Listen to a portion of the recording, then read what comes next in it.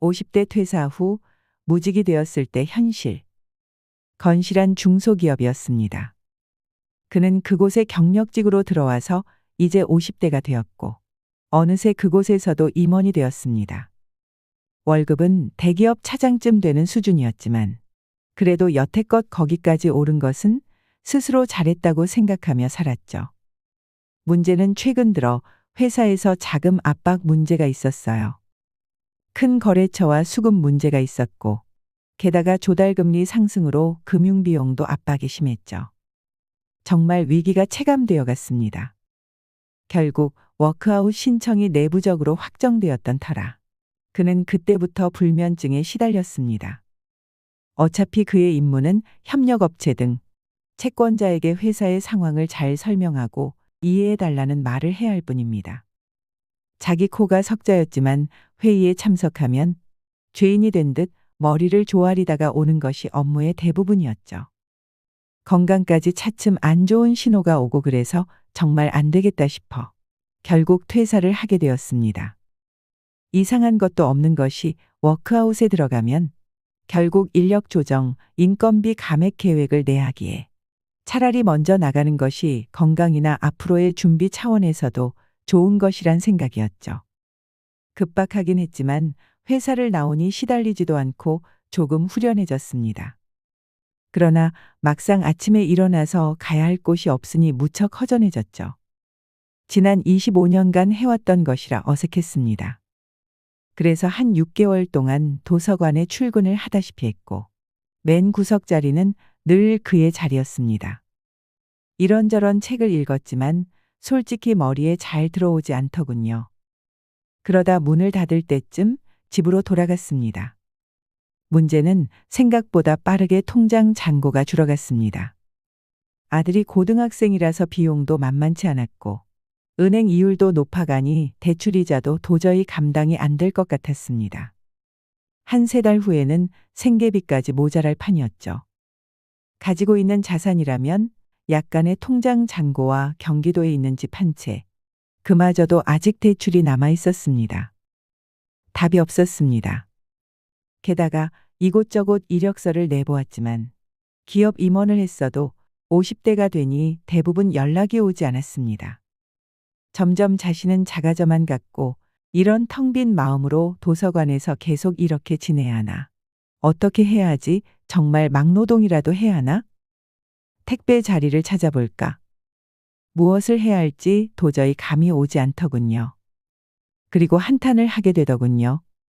난 지금까지 정말 누구보다 열심히 살아왔는데 회사에서도 인정받고 임원까지 올랐는데 어느 것 하나 게을리한 것 없이 앞만 보고 달려왔건만 왜 내가 이런 상황밖에 되지 않는 것일까? 무엇이 잘못되었는지 냉정하게 생각해 보게 된 기간이었습니다. 사실 그것이 문제였다는 생각이 듭니다. 단지 직장에 들어가서 그곳에서 최선을 다하면 되겠지. 그러면 아마도 자연스럽게 노후는 준비되겠지. 그 막연함과 안주했던 것이 자신의 첫 번째 잘못이라 생각을 했습니다. 미지근한 냄비가 뜨겁게 달아올라가는 것을 몰랐죠. 미지근할 때가 사실 가장 온도가 좋습니다. 몸이 익을 때쯤 되어서 자각한 것이 지금 자신의 현실 같았습니다. 회사를 위해 모든 것을 바쳤지만 그 때문에 나를 소홀히 한 것이 첫 번째 잘못이었습니다. 두 번째는 미래에 대해서 생각하는 것을 겁이 나서 피했습니다. 사실 그것은 불편한 생각이죠. 얼핏 좋을 수 없겠구나라며 생각이 들다가도 어떻게든 되겠지라며 그 불편한 생각에서 도피했습니다. 사실 단 하루라도 이렇게 갑자기 퇴사할 수밖에 없는 처지에 몰리면 생계비와 자녀와 부양가족에 대한 책임, 그리고 남은 생존 기간의 비용을 계산기로 두드려보고 미리 좌절하고 충격을 받았다면 어땠을까? 지금과 같은 현실은 분명히 없었을 것입니다. 게다가 자신은 그래도 임원이었죠. 중소기업이지만 그래도 어디 가서 명함을 내밀면 깍듯하게 대해 주었죠. 그래서 이렇게 수직 낙하할 줄은 깊게 상상해 보지 못했습니다. 은퇴를 생각하면 어떻게든 되겠지라는 생각이 두 번째 실수였습니다. 혹시 저보다 젊으신 분이라면 자기 시간에는 자기를 위해서 시간을 사용하셨으면 합니다. 자신의 자산 미래에 대해서, 자신의 자산 증식에 대해서, 자신의 삶의 방식에 대해서 말이죠. 그것이 진심으로 드리는 이 현장에서, 이 현실에서 드리는 말씀입니다. 여러분, 이 글을 읽으니 어떤 마음이 드시나요? 지금 내 이야기 같아서 씁쓸하신 분들도 있을 것이고, 내 미래 같아서 내 남은 노후가 더 막막하고 두렵다는 분들도 계실 테지요. 우연히 50대 퇴사 후 무직이 되었을 때 다가온 현실이라는 영상을 시청하게 되었는데, 짧지 않은 시간 동안 숨이 막히는 기분이 들었습니다. 저도 많이 보아왔던 노후를 앞두고 있는 지인, 내 주변의 직장 선배들의 모습입니다. 물론 직장을 다니며 인생이 계획대로 척척 흘러가고 노후 준비도 든든하게 하면서 노후를 무척 잘 준비하시는 분들도 계시지만 대부분 어떻게 되겠지라는 마음으로 하루 벌어 하루 먹고 살기 바쁜 분들이 많습니다. 구체적인 미래를 그리는 것보다는 추상성이 많이 존재합니다. 그런 추상성에서는 윗분과 같은 케이스는 언제라도 올 수 있는 우리의 미래라 생각합니다. 저도 많이 보아왔던 바입니다. 그래서 시니어 연구소 채널에서는 50대, 60대에 꼭 알아야 할 인생 조언을 들려드립니다. 영상이 마음에 드신다면 구독, 좋아요, 알림 설정 부탁드립니다. 80세가 넘으면 누구나 이렇게 됩니다. 연봉을 2억 넘게 받던 대기업 임원의 충격적인 노후도 함께 들으시면 좋겠습니다. 여러분은 나이가 들어도 몸 관리만 잘하면 건강한 노후를 맞이할 수 있다고 생각하시나요? 60대, 70대까지만 해도 그렇게 생각하고 자신의 몸을 돌보지 않았지만 80세가 되면 누구나 이렇게 된다고 합니다. 나이 80이 넘어가면 이제는 운동을 해도 소용없고 몸에 좋다는 보약을 챙겨 먹어도 전부 다 부질 없다는 걸 알게 되는 것입니다. 오래 사는 것이 좋은 것이 아니라 몸과 정신을 건강하게 유지하여 주위 사람에게 피해 주지 않고 깨끗하게 살다 2, 3일 앓다가 죽고 싶습니다. 그것이 내 마지막 소원입니다. 조용히 살다가 잘 죽는 게 내가 바라는 유일한 행복입니다. 이는 어느 80대 노인이 남겨주신 말씀입니다. 여러분도 이 말에 동의하시나요? 아무리 기대 수명이 늘었다고 해도 평균 수명까지 열심히 건강하게 살고 자식들이 약간 아쉬워할 때 스스로의 장례 비용을 준비해두고 아이들한테 작은 선물도 하나씩 줄 수 있게 해두고 밤새 안녕하며 하늘나라를 갈 수 있기를 바라고 있진 않으신가요? 하지만 이런 소망은 마음처럼 잘 되지는 않습니다. 대한노인학회 따르면 우리나라 노인은 생애 마지막 17.5년 동안을 질병으로 고통받는다고 합니다. 그 누구든 아픈 몸으로 오래 살고 싶은 사람은 아마 없을 것입니다. 굳이 질병이 아니더라도 80세가 넘어가면서부터는 요리의 간을 맞추기도 어려워지고 심지어 리모컨을 들기조차 어려울 정도로 기력이 빠지는 등의 노화를 피할 수 없게 됩니다. 나이가 든다고 해서 건강 관리만이 정답인 것도 아닙니다. 은퇴 후에 밀려오는 우울증을 겪는 분들도 상당히 많고, 만약 은퇴 후에 침대나 소파에 누워있는 생활만 반복하게 되면 80세가 넘어서는 정말 누워서만 생활하게 되는 상황을 피할 수 없게 될 수 있습니다. 여기 과거에 대기업을 다니며 사회적 지위를 누렸던 80대 최 씨 할아버지가 계십니다. 최 씨는 남들이 부러워하는 대기업에 취직해 퇴직 전에는 2억에 가까운 연봉을 받으며 생활했습니다. 하지만 회사 일은 바빴고 자식과 시간을 보내는 것이나 재테크 등에는 별로 신경을 쓰지 못했습니다. 최 씨는 경제관리와 자식들의 교육 등을 아내에게 전부 맡겼습니다. 하지만 아내는 그리 검소한 성격이 아니었습니다. 최 씨와 아내는 사회적 위치가 있다 보니 자식들을 최고로 교육시켜야 했고 그에 맞는 생활을 원했습니다. 자식 교육비의 보험, 차 유지비는 물론 부부가 한우와 과일 같은 비싼 식재료를 좋아하고 외식도 즐겨 했습니다. 뿐만 아니라 명품을 딱히 좋아하지는 않아도 옷을 고를 때 가격을 잘 따지지 않고 품질이 좋은 것들 위주로 사고 옷이 조금만 해져도 새 것을 구입해서 사입기 일쑤였습니다. 생활비만 최소 월 700만 원 정도는 기본이었습니다. 물론 이 부부도 노력을 하지 않았던 것은 아니었습니다.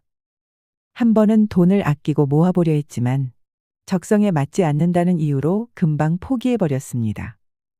적당히 싼 재료로 음식을 차리는 것을 별로 좋아하지 않았고 하루에 똑같은 두 끼를 먹는 것도 싫어했습니다.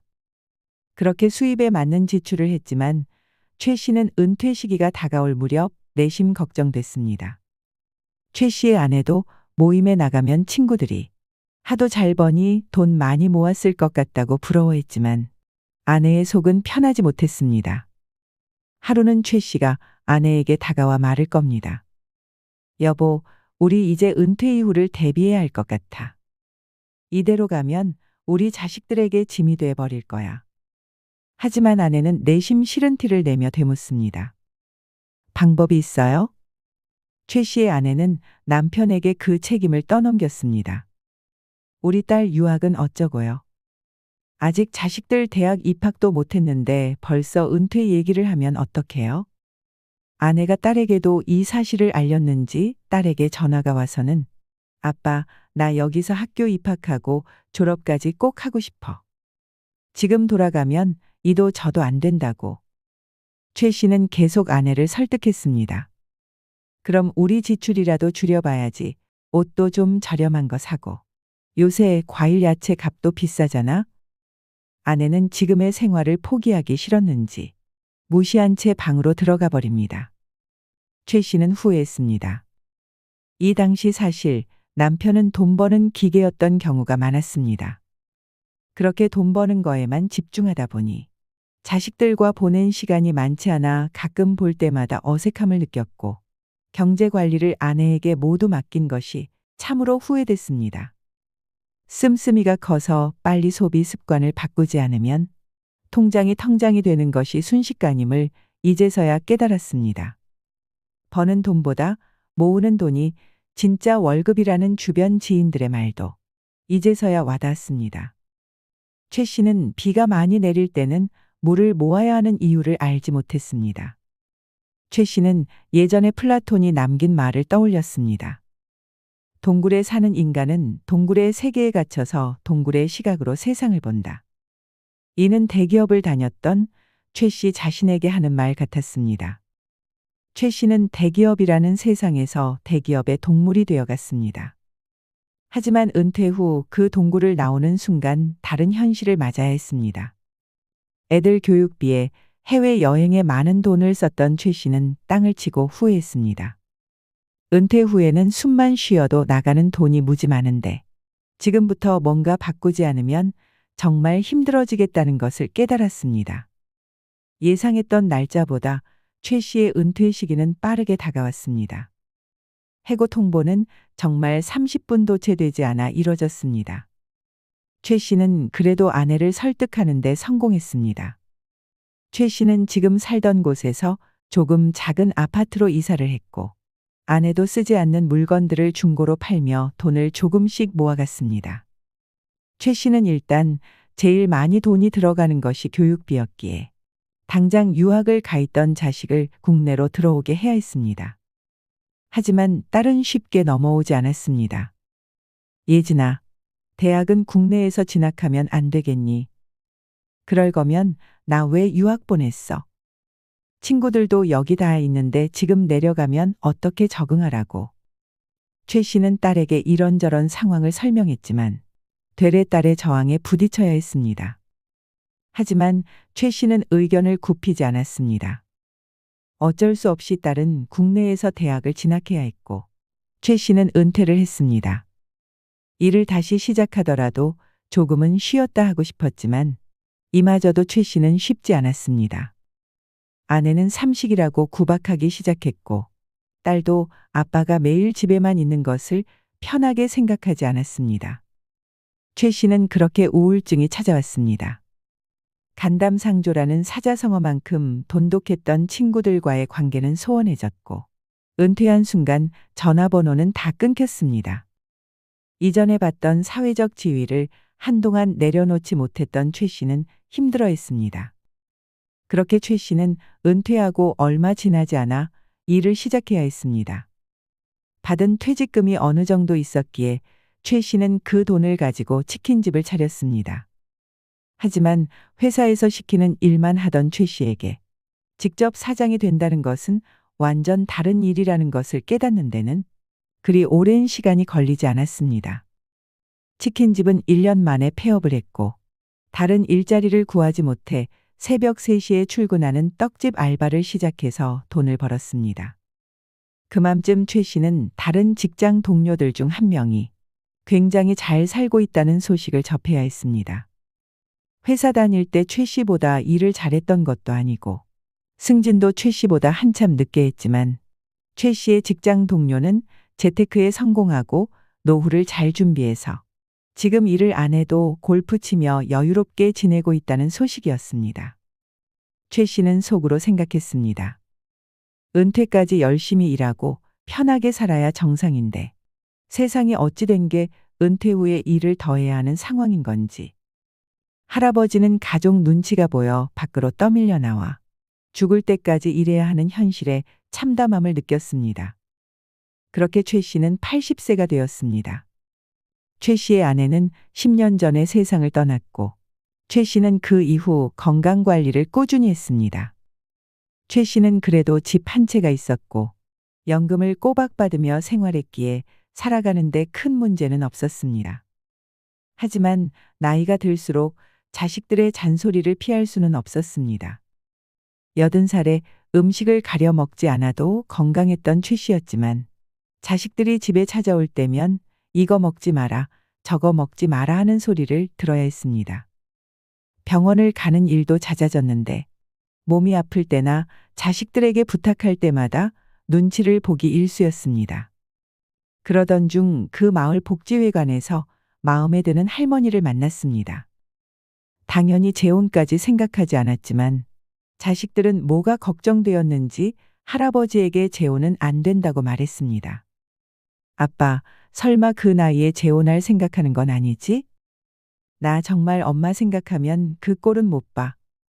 너네가 나랑 살아줄 거냐? 나랑 살아줄 것도 아니고 이 애비가 아프면 돌봐줄 것도 아니면서 상관하지 마라. 아빠, 원래 그 나이 되면 요양원 가서 지내는 것도 괜찮지. 요새는 다 요양원으로 간다고. 요양원은 죽어도 싫다, 이놈들아. 그쪽 자식들도 있으면 족보도 복잡해지고. 아무튼 재혼은 아니야. 재산 때문에 그러는 건 아니고. 자식들은 찔렸는지 한참을 침묵했습니다. 나이 들면 자식들은 자기의 이익에 따라 부모를 대한다는 말이 이 말이었구나 하고 최 씨는 알게 됐습니다. 아무것도 받을 게 없었다면 자신이 어떻게 하든 신경을 썼을까 하는 씁쓸한 생각이 들었습니다. 이런 최 씨 할아버지의 마음을 누가 알아줄까요? 요즘 시대는 바야흐로 100세 시대. 시대가 빠르게 변하고 있습니다. 젊은 시절은 변함이 없는데 노후만 길어졌습니다. 물론 100세 시대라고 해서 누구나 100세까지 살지는 않습니다. 현재 우리나라의 노인 평균 수명은 80세 초반에서 중반을 웃돌고 있는데 문제는 80세가 넘어가면서부터 급격한 변화가 몰려옵니다. 80세는 잦은 컨디션 난조에 팔에 힘이 빠져 물건조차 들지 못하며 심지어 리모컨조차 어디에 두었는지 기억나지 않습니다. 그리고 배우자나 가까운 사람의 죽음으로 하루아침에 고독과 절망에 사로잡히는 등 순식간에 생로병사의 거대한 벽이 거친 파도처럼 덮쳐올 것입니다. 그래서 뒤늦게 후회를 해보지만 80세부터의 우리 몸은 관리를 해도 좀처럼 회복이 되지 않습니다. 그래서 80세 이전의 몸 관리와 마음 관리는 너무나도 중요하지만 우리는 이 중요성에 대해 잘 알지 못합니다. 60대, 늦어도 70대부터 관리를 못하면 노년의 생활은 말 그대로 지옥이 될 수도 있습니다. 은퇴 전과 은퇴 후는 아예 다른 삶이 시작됩니다. 퇴직한 분들이 가장 먼저 해야 할 일은 내려놓는 것이라고 합니다. 이전의 사회적 지위는 모두 내려놓고 지금 당장 할 수 있는 일이나 취미를 찾는 것이 좋다고 합니다. 앞서도 얘기했듯 60대, 70대에 아무것도 안 한다면 80대가 되었을 때 정말 아무것도 못하게 되는 몸 상태가 될 수 있습니다. 그렇다면 우리는 은퇴 후 80대가 되기 전까지, 그리고 80 이후에 어떤 점을 주의해야 할까요? 첫 번째는 치아 관리입니다. 전문가들은 100세까지 뜯고 맛보려면 80세에 자연 치아 20개는 있어야 된다고 합니다. 치아 개수를 보면 기대 수명이 보인다고 합니다. 40대는 평균 27.6개의 치아가 남아있는데 치아 1개가 빠지면 사망률이 2% 증가한다고 합니다. 이렇게 치아를 건강하게 유지하여 음식물을 씹는 행위만으로 심장병, 뇌졸중, 치매까지 예방하는 효과가 있습니다. 임플란트를 하시는 분들이 많지만 임플란트는 자연 치아를 대신하는 데에는 한계가 있다고 합니다. 고려대 권종진 교수님은 치아 건강이 노인 건강에 직결된다고 말씀하셨습니다. 음식물을 씹으면 그때 나오는 침이 소화 작용을 도와주고 위와 장 등의 소화기관에 관련하여 각종 질병을 예방하는 항산화제의 역할을 하기 때문입니다. 실제 연구 결과를 보면 치아가 9개 이하인 노인은 치아를 20개 이상 가지고 활발히 음식물을 씹어먹는 노인보다 치매가 발병할 확률이 무려 81% 높았다고 합니다. 임플란트 같은 인공치아는 음식물 섭취 자체에는 문제가 없지만 내구력 측면에서 자연 치아만 못하고 치주 질환에도 취약하다고 합니다. 임플란트라는 기술이 있어서인지는 모르겠지만 많은 사람들이 치아 관리를 잘해주지 못하고 있는 것 같습니다. 하지만 수명과도 관련돼 있는 것이 바로 치아 건강이기 때문에 지금부터라도 올바른 양치 습관과 주기적으로 치석을 제거하고 나이에 맞게 치과 의사 선생님과 상담을 통해 치아를 관리해 나가셨으면 좋겠습니다. 두 번째는 건강검진입니다. 간혹 전문가 분들은 80이 넘으면 건강검진은 받지 않아도 괜찮다고 말합니다. 사실 이때 건강검진을 받는다 한들 대부분의 수치는 좋지 않게 나타날 것이고 만약 암 등을 조기 발견하여 수술을 받아 생명을 조금 연장한다고 해도 수술 후유증으로 고생하는 분들이 많은 것이 이유이기도 합니다. 70에서 80세가 넘으면 병은 완쾌되는 경우가 많지 않다고 합니다. 물론 앞으로 의료 기술이 얼마나 더 발전할지에 따라 차이는 있겠지만 일시적으로 좋아지는가 싶다가도 하나씩 또 다른 부분이 나빠지는 경우가 허다합니다. 80세의 벽에 저자 와다 히데키는 건강하게 오래 살아야 한다라는 과도한 강박과 욕심은 스스로를 압박하고 무리한 절제로 이끌어 결과적으로 행복하지도 건강하지도 못한 삶을 만든다고 말했습니다. 건강하겠다는 강박에 빠지지 말고 당장 내일 생이 마감돼도 후회되지 않도록 무리하지 않은 선에서 하고 싶은 일을 하라고 저자는 권합니다. 이것이 바로 저자가 말하는 80세 이후 100세까지 남은 20년을 행복하게 보낼 수 있는 단 하나의 방법이라며 말이죠. 80세가 되면 친구들 반 이상이 세상을 떠나는 경우도 많고 몇 안 되는 친구들 또한 요양원이나 요양병원으로 들어가게 되기도 합니다. 또한 자연스럽게 몸의 불편함도 증가합니다. 뇌경색이나 심근경색, 폐렴 등 수명을 직접적으로 위협하는 질병뿐 아니라 조금만 깜빡해도 치매인가 하는 불안감을 떨칠 수 없게 됩니다. 사실 80이 넘어가면 언제 어떤 병이 발생할지 알 수가 없습니다. 오늘은 40대와 같은 건강함을 느끼다가도 당장 내일 돌연사할 수도 있습니다. 그래서 80이 넘으면 당장 내일 죽어도 후회하지 않는 인생을 보내는 것이 좋습니다. 세 번째는 나와 맞는 의사 선생님을 찾는 것입니다. 앞서 얘기했듯 80대가 되면 병원에 가는 빈도가 늘어나게 됩니다. 이때는 무조건 유명한 병원을 찾는 것보다 나와 잘 맞는 의사 선생님을 만나는 것이 중요하다고 전문가들은 말합니다. 다음과 같은 의사들은 피해주는 것이 좋습니다. 첫째, 수술, 시술밖에 없다고 하면서 바로 수술하려는 의사. 둘째, 삶의 질은 안중에도 없고 수치만 강조하는 의사. 셋째, 약 처방을 강하게 하는 의사입니다. 물론 유명한 병원에도 훌륭한 의사분들이 많이 계시지만 그것과 관계없이 80세가 넘어 나와 잘 맞는 의사를 만나는 것은 행운입니다. 카센터 전문가는 소리만 듣고 최소 범위로 수리하지만 돌팔이는 이곳 저곳 손대다 다른 곳으로 옮기게 하거나 결국 폐차하게 만듭니다. 사람 치료도 이와 다를 바가 없는 것 같습니다. 네 번째는 입맛의 변화입니다. 여러분, 혹시 나이가 들면서 유독 입맛이 예전 같지 않거나 식욕이 줄어드는 경험 있지 않으신가요? 실제로 나이가 들면 혀도 마찬가지로 노화한다고 합니다. 이 중 특히 짠맛이나 단맛에 대한 감각이 많이 떨어집니다. 미각뿐만 아니라 후각도 마찬가지입니다. 80세 이상의 80%는 젊었을 때 후각 기능의 10%밖에 남아있지 않다는 연구 결과가 있을 정도입니다. 냄새를 잘 맡지 못한다는 것은 음식의 향을 제대로 느낄 수 없다는 것이기 때문에 입맛이 결국 떨어지게 되는 것입니다. 하지만 이때 입맛이 떨어진다고 해서 음식을 거르면 안 됩니다. 이때일수록 누군가가 이거 먹지 마라, 저거 먹지 마라 해도 섭취량을 줄이는 것보다 이것저것 가리지 않고 먹는 것이 좋습니다. 오히려 80세가 넘어가면 약간의 체중 증가가 장수에 도움을 준다는 연구 결과도 있다고 합니다. 다섯 번째는 변비입니다.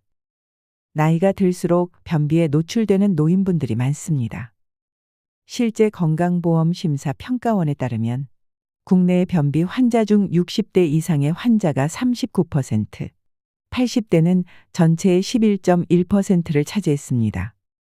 나이가 들면서 앞서 얘기했던 입맛이 떨어지거나 약해지는 치아로 인해 장의 활동이 점점 감소하게 되고 침대에 누워있는 시간이 많은 등 신체 활동이 감소하면서 변비가 걸리기 쉬워집니다. 변비에는 식이섬유와 물 섭취를 조금 늘려주는 것이 도움이 되고 장 운동을 위한 마사지를 해주는 것도 좋습니다. 방법은 다음과 같습니다. 아랫배에 따뜻한 수건 또는 핫팩을 올려 30분간 배를 데워줍니다. 그리고 손바닥을 오른쪽 아랫배에 올려놓고 시계 방향으로 원을 그리며 천천히 배를 쓸어줍니다. 그 다음으로 좀 더 작은 원을 그린다는 느낌으로 다시 배꼽 오른쪽부터 시계 방향으로 문질러주면 됩니다. 추가로 명치에 양주먹을 올린 후 옆구리 방향으로 쓸어내린 후 손바닥을 이용해서 배 전체를 쓸어주고 마지막으로는 왼쪽 아랫배를 항문 방향으로 쓸어주면 됩니다. 이 마사지는 배에 자극이 갈 정도의 세기로 해줘야 효과가 있으며 일주일에 최소 2에서 3회 정도 해주면 변비에 도움이 된다고 합니다. 80세가 넘었을 때 과도한 운동은 오히려 노화를 촉진하는 결과를 가져올 수 있습니다. 80세 이상의 노인은 하루 10분 이상 걷는 것만으로도 각종 질병으로 숨질 위험이 크게 낮아진다는 연구 결과가 있었습니다. 인제대 의대 연구팀이 조사한 연구 결과에 따르면 일주일에 최소 60분 이상 걷는 노인은 비활동적인 노인보다 모든 원인에 의한 사망 위험이 약 40%, 심혈관 병에 의한 사망 위험이 약 39% 낮아지는 것으로 나타났습니다. 나이가 들수록 움직임이 떨어지는 분들이 많은데 매주 1시간만 걸어도 유익하다고 합니다.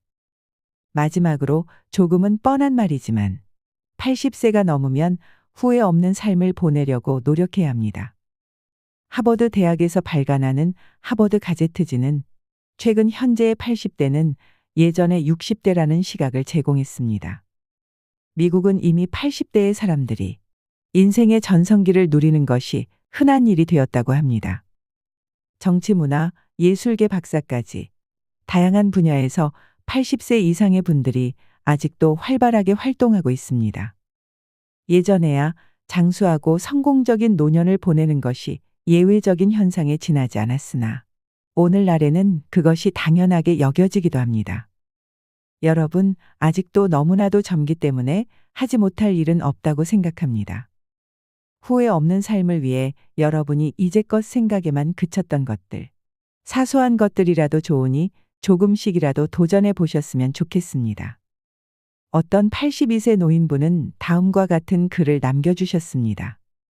살아보니 희망이 별거 아니더라고요. 그냥 그날 잘 살면 그게 희망입니다. 크게 욕심 부리지 않으면 절망은 없습니다. 젊은 사람들은 욕심 부리다 인생 헛되이 보내지 마세요. 60세는 금세 오고 그때는 이미 학벌도 명예도 쓸모 없어지기 시작합니다. 더욱이 아무것도 정말 아무것도 쓸모 없어지는 80세는 더 빠르게 옵니다. 다만 생활에 지장 없을 정도의 재물과 건강만 있으면 됩니다. 결론은 건강입니다. 물론 나는 금년 82세로 삭신도 쑤시고 힘든 일은 오래 못해도 일상생활에 큰 지장은 없으니 그것으로 족합니다. 우리는 언젠가 80세가 될 것입니다.